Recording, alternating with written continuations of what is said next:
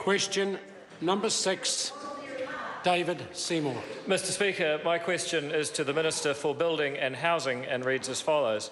Does he stand by his statement, quote, if you look at the Massey University Housing Affordability Index, independently produced by that university, actually housing affordability in Auckland and every other market in New Zealand is actually more affordable now than when National came to government, end quote. If so, what would the Massey University Housing Affordability Index rating be if interest rates returned to the same level as they were in 2008? Mr Speaker.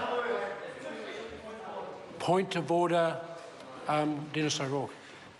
Standing Order 381 requires that questions must be concise. This question is 69 words long and is hardly concise. It should be ruled out of order. I will hear from the Honourable Chris Finlayson. As acting leader of the House, I can advise you that it's the primary question. It draws on a quote rather than a rambling supplementary question.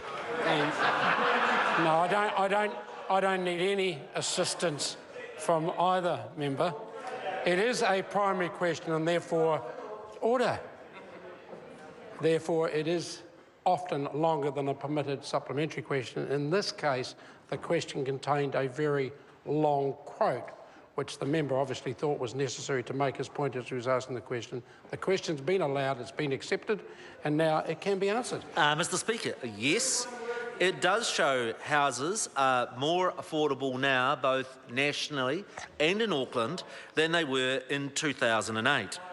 If interest rates return to 2008 levels of over 9%, it would put families with a mortgage under extreme pressure. That is why good economic management that keeps interest rates low for longer is absolutely critical for families and home ownership. Supplementary. Supplementary question, David Seymour. What control does the Minister for Building and Housing have over interest rates in New Zealand? Mr Speaker. The Honourable Dr Nick Smith.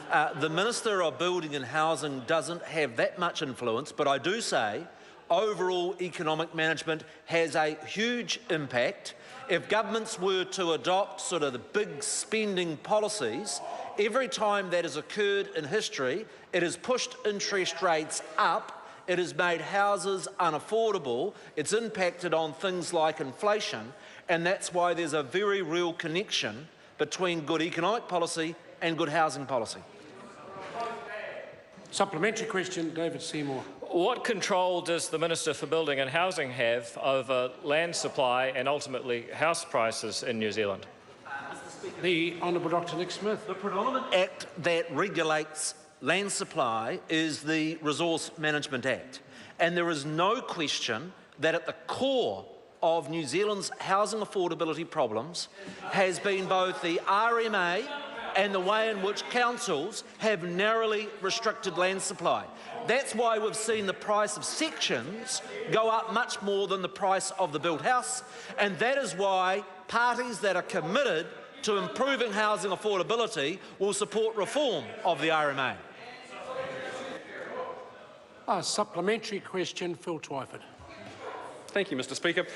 Does he agree with the author of the Massey Affordability Report, Dr Susan Flint-Hartle, who said that Auckland is one of the least affordable cities in the world, that the government hasn't done nearly enough, and that the Minister's comments about her report were, and I quote, obscuring the real situation, unquote?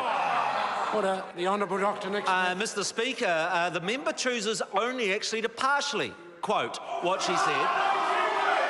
She also said... Order.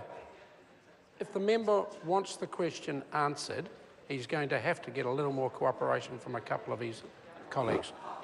The very same researcher said that I was factually accurate and that according to Massey University Index, housing in both Auckland and New Zealand is more affordable when the members and colleagues of his party were in government. Supplementary question, Alfred Naro. Of Building and Housing, are there other independent housing affordability indexes to that of Massey University, and if so, what do they show? The Honourable Dr Nick Smith. Mr Speaker, the AMP 360 index, that was previously known as the ROOS index, has measured housing affordability since 2002. And it measures the proportion of a person's median income that would be required to service a mortgage for an average home.